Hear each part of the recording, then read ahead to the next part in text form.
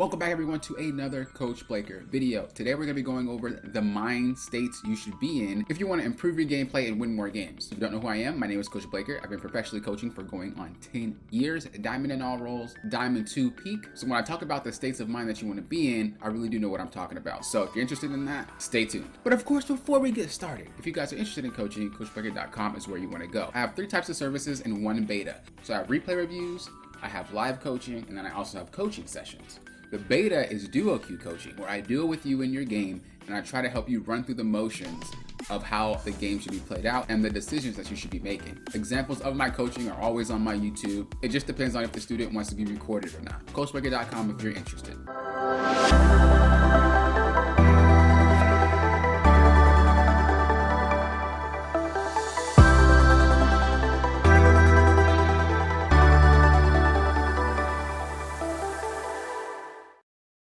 So our brains generally have 2 different types of focus. You have internal focus and you have external focus. Internal focus is what's going on in your mind, what you're thinking about, basically having little conversations with yourself. If you've ever decided what to wear, you might be thinking about, well, maybe I should wear this, but if I wear that, maybe it'd be better. That's a little bit more of an internal focus. External focus is more of focusing on what's around you, like where you are, the cars driving by, things around your personal space. So internal is what's going on the inside, and external is what's going on the outside. Now, League of Legends is a little bit different. It requires us to not only focus internally, but externally. As an example, if I'm playing Garen, I might choose internally what I want to do in terms of running at them and pressing Q and then spinning, but externally, I have to actually perform that action and I have to play based off what's happening. So the decision I choose to make is internal, but what actually happens in the game is external. As I said before, internal is what is piloting your games. It's what's giving you the chance to make decisions. External is more focusing on clicking. It's more focusing on the mechanics of things. It's more focusing on what is actually being displayed on your screen. Now, the reason that I'm mentioning this is because when we combine those types of thinking, is because if we combine both types of focus with the ways we go about thinking, we kind of end up with something like this. We have autopilot, critical, thinking, and engaged. So let's go through all of these and make sure we have a firm understanding of what each of these are. So what is autopilot? Now, I'm pretty sure you've heard the term autopilot, basically doing something without thinking, but it actually goes a lot deeper than that. Autopilot is a state that we go in when whatever we're doing becomes boring or mundane. Think about driving to work or walking to school. Think about feeding your dog or feeding your cat. Think about going to the kitchen and getting some food, getting some snacks. Think about going to the bathroom.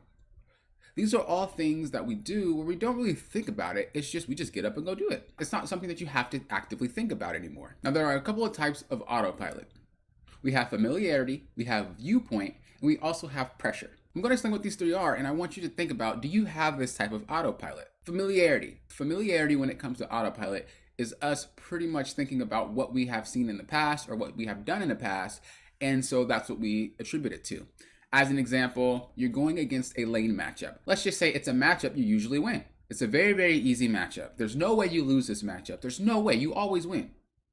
We're autopiloting into that matchup. Who knows how good the player is? Who knows specifically how the player plays?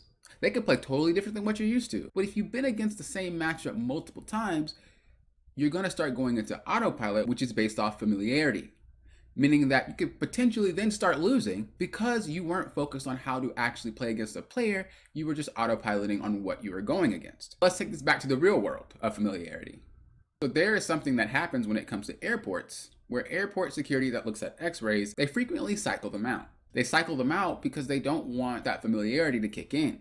If you're looking at the monitor every single day and everything looks the same, something might slide past you because your brain's starting to fill in. Well, it just always looks the same. I'm autopiloting now. It looks the same. Whatever. Go through, go through, go through. And what if there's something dangerous that gets through? Because that autopilot kicked in. The same thing could be said for League, right? You going against that same champion, well, I'm just going to keep doing the same motions then. 1, 2, 3, 1, 2, 3, 1, 2, 3. But what if this guy was so good, you had to do 4, 5, and 6, but you didn't because it looks the same. The second one that we have is viewpoint. Now, this is pretty much a reason why people get coaching in the first place, is to have different viewpoints. Or maybe you ask a friend. As an example, how many times has a play happened, and once it was done happening, one of your teammates said, that was a bad call, XYZ. The other team, or it could be you, was like, no, it was a good call because XYZ. Different viewpoints have different outcomes. So that is something that you don't want to get yourself into. You don't want to see things for as they are every single time. So we're going to use lanes as an example. When a lane is shoved up, the light that ticks on people's head is that they are overextended, come gank. They are overextended, come roam and come kill this guy, right?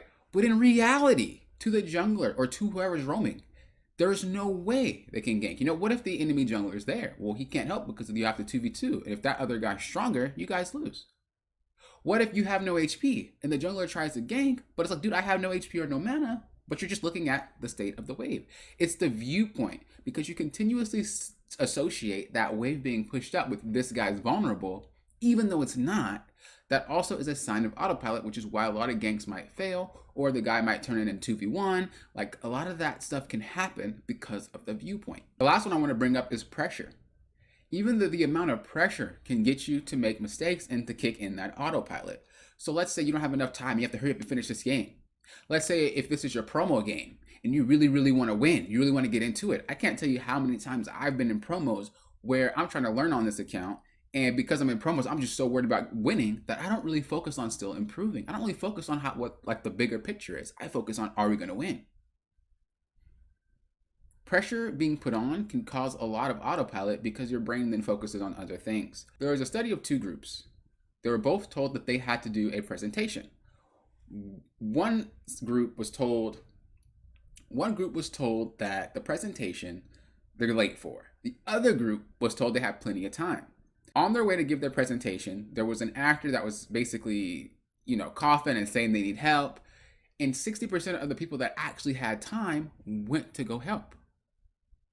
10% of the people that didn't have time, quote unquote, went to go help. So there's 90% of the people that were pressured to hurry up and get to that point on time didn't help the person that was suffering and having a hard time. When it was the group that had plenty of time, only 60% stopped to help, which means 40% did not.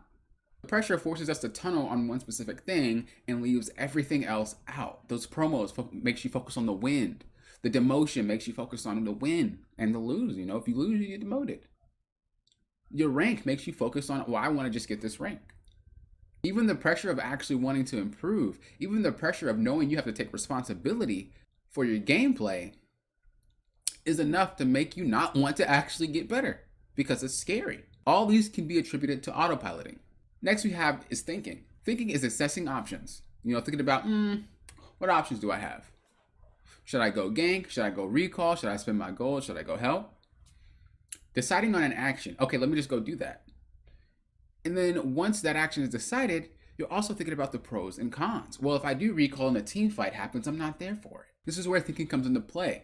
If you're constantly thinking while you're playing, you have these questions answered. And if you are wrong, you do learn from it. But if you're autopiloting on, I have 1300, I'm gonna go back for a Noon Quiver if you're an AD carry.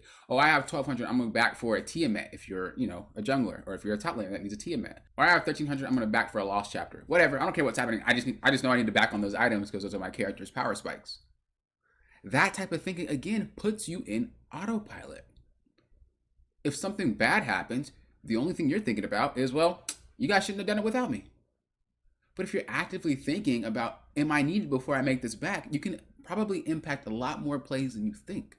When your thoughts start to feel clear, when they start to feel more precise, when they start to feel more positive, then we could say this is called flow. This is a state of flow. This is where everything comes together. It's super easy. This is basically when you feel hot. There's a lot of players that do feel hot sometimes. You might see the guy first time a champion and he's like 10-0, just feeling hot right now. That's his state of flow. You can always be in that if you're actively thinking about what's happening. And that's leading to the next one that we're talking about here, which is what's being engaged. Being engaged means you're really thinking about your surroundings. You're really thinking about what's going on and you're engaged in it. Think about when you read a book. When you read a book, your eyes focus on the words, your brain reads them, and then once it's read, you can kind of picture it in your head. Or maybe if you ever play a role-playing game like The Witcher,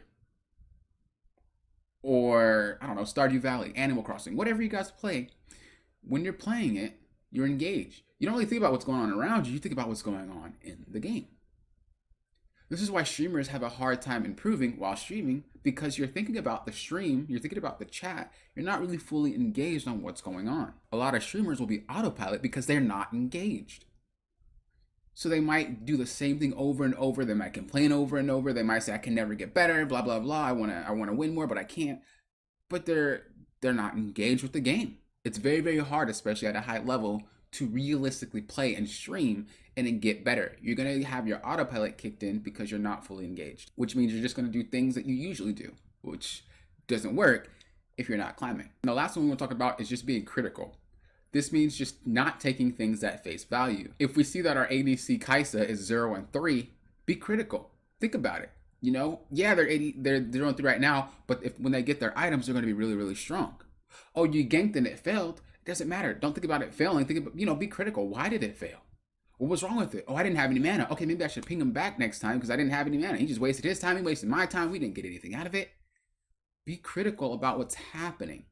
This also means once you do understand, like, oh, I want to come for a gank, I'm coming for a gank, and you know you don't have enough to help, or maybe a team fight, you know you don't have enough help, you know you don't have enough HP, you know you don't have any items, you know you have no mana. You would ping them back, be critical about the situation, and react accordingly. Don't let things unfold when you already know what's happening. You have to be critical about it and make the decision yourself to either participate or ping them back. Another example is just choosing what food you want to eat. Right? Do you want to go to the Italian restaurant or do you want to go to the Asian restaurant, the Chinese restaurant? Well, they have pork that I really, really love, but the Italian, man, they got that pasta that's just amazing. You're being critical. You're thinking about which you to go to and you're weighing the pros and cons. It's not as simple as, do I want Chinese or Italian? You're also thinking about what they offer. That being said, being in a good state of mind is huge if you want to improve, and it's huge if you want to get better. Now that this is all broken down, you can kind of understand why there's so much that goes into improving. This is why players get coaching. Now, I'm not selling myself, but I am, CoachBaker.com. I'm sorry, but this is why we get coaching. Because you have me to do all that work for you, and all you have to do is focus on playing. It's a shortcut to the rank you want to get. It's a shortcut to achieving your goals. Coaching is not there to tell you you're doing that wrong, you're doing that wrong, you're doing that wrong. Because there's so much more to League of Legends. There's so much more to improving that having a coach that's already knowing all that information for you makes it so much easier.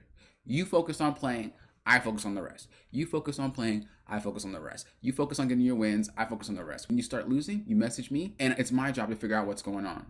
That's why you have a coach. These are the things we want to be able to use if you really want to improve and we really want to get better. If you find this type of stuff difficult to apply, visit my site, CoachBaker.com, and I'll help you work through it. That's what I'm here for. I'm here to help you improve. I'm here to get you your wins. I'm here to make sure that you reach your goal, whether it be a rank or if it's just getting better. There's so much more to League that players don't realize because they're on autopilot, because they're not engaged, because they're not thinking, because they're not critical. But once you see that other side of League, you realize how easy it is to win. You realize how easy it is to carry players. You realize how easy it is to really perform well and get out of the ELO full of the players that don't care. But thank you guys for watching. One more time, CoachBaker.com if you guys are interested in coaching. Till next time, I always say, thank you for what? Approaching this like a coach.